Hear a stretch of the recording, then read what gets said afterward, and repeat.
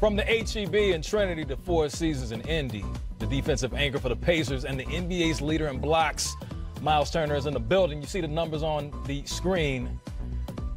Of course, that's important, but what's more important is he's joining us right now. Of course, number one, we've addressed your health. We saw what happened the other day, but you're 100%. You're feeling good. No boot, no nothing. You're feeling good. Nothing. Good to go, man. First of all, thanks for having me. You know, it's always an honor to be on here with you guys. And second off, I'm good. I'm walking normal. No swelling, none of that, anything. So I'm good to go. No stranger to this program. Always good to have you on set. But looking at the Pacers, of course, last season you guys make it to the playoffs, push the Cavs to 7 games. This season, things start off wonderful. You lose your all-star player, but you're still able to tread water in a sense and still maintain that high seed.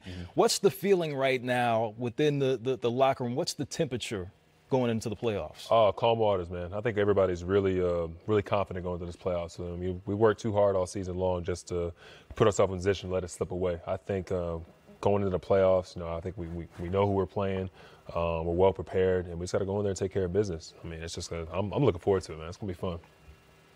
Definitely, it's going to be fun. Coach McMillan comes in the locker room after the loss of Oladipo and says what to the team? It was a combination of Victor Oladipo and Thaddeus Young. I think Thad really stepped up, but Nate told us that, everybody on this roster 1 through 15 can play. Vic is an all-star. It's going to be a big loss, but, we've won without Vic before, and then Vic didn't do this alone. I think our supporting cast and just the entirety of this team, it just makes up for, everything that Vic put in place for us. And Thad's message to everybody was, everybody has to step up. You step up. And I think we've done it. The defensive presence from day one has seemed to be the singular thing that's remained intact, that you could win a game by playing great defense night in and night out. Has that been an emphasis from training camp? It's always been an emphasis. It's one thing that this group has prided, we prided ourselves on. I think, 1 through 5, when we're out there, we're constantly talking to each other, constantly talking stuff out. Anytime we have another, we're going against another team, everybody knows the game plan, everybody knows everybody's personnel. It's just one thing we can hang our hats on. Myles, we talked a little bit about Kevin Pritchard when you first got here on set. Has done a remarkable job there helping you build this incredibly deep roster that you spoke about. Right. You've kind of limped into the postseason here, the last 10 games, 3-7 as a team in your last 10, a losing record since All-Star break. Do you feel like you're in a situation where you're just trying to line things up and get healthy for the playoffs, or do you feel like there's a little bit something missing at this point? We had a rough go at it for a little bit, but the confidence never slipped, and that's one thing. This time of the year, your team cohesion and then being together, that's everything at this point. That's one thing we haven't lost. It's one thing this group has never lost. I don't think we have any drama in the locker room, anything going on outside of that. But, as far as the loss we're concerned, we had some injuries, here and there. Our point guard, Domas went down, I went down. People were dealing with some things, but it's like I think you said it the right way. We're just so deep. We were able to, stay afloat. I think our bench more than anything has helped us out, tremendously this season. I got to give a big shout out to those guys. You mentioned earlier the game preparation and how on it you are in that area.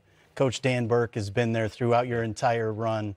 What's it mean for you as a player when you started out as a young player and now growing in the organization with Coach Burke there, always leading the way for you guys in that area? I love DB, man.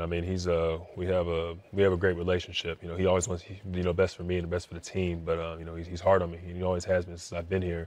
And I think that's what's helped me become the defender I am today. I came in my rookie year. It was green, just as green as anybody was. I didn't really know how to rotate, didn't know how to get there.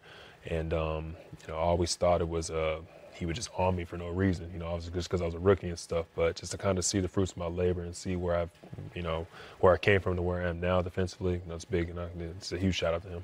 Tell us a little bit about your teammate, Mr. Sabonis. And you're too young to realize this, but if his father would have come when I drafted him, I might have had a few more wins on my coaching resume. My dad told me all about his dad, man. He said he was, he came over here, at the end of his career. He's just been killing for a long time. But Domas is my guy, man. I think he's the reason this team is, what it is. He does everything. He rebounds. He's able to, assist. He can score easily. If he's not Sixth Man of the Year, man, I think that's, or at least in the top considerations for it, something's wrong. I think that he's a big reason, the Indiana Pacers are what they are. And, I love watching him play. I love going against him because he just, I think we bounce off each other. We learn from each other and things that we do. 30 double-doubles this season. Before we let you go, we've seen there's been a little bit of a campaign by a certain family member for you to win Defensive Player of the Year. Let's go ahead and throw that tweet up here before we get him out of here. MT33. We see this shirt, and then we see that's your pops. That it is, man. Actually, that one took me by surprise. And, you know, it's tough in, you know, places, you know, small market teams like Indianapolis, you don't get as much, you know, national coverage with, you know, some of the things we've done. You know, we've been a top 3 defensive team all year long. And, you know, I don't think we get enough love or, you know, the attention we deserve for that. But I think that's what drives us and kind of what keeps us going. And I think that's the reason our defense has been so good. We just want to, you know, just go out there and show people what we're capable of every night. And, you know, I'm right there, you know, anchoring everything. So, right here. My man from the Metroplex, thanks for joining us. Good luck the rest of the way. We'll see you soon. Good luck. Of course, you want to catch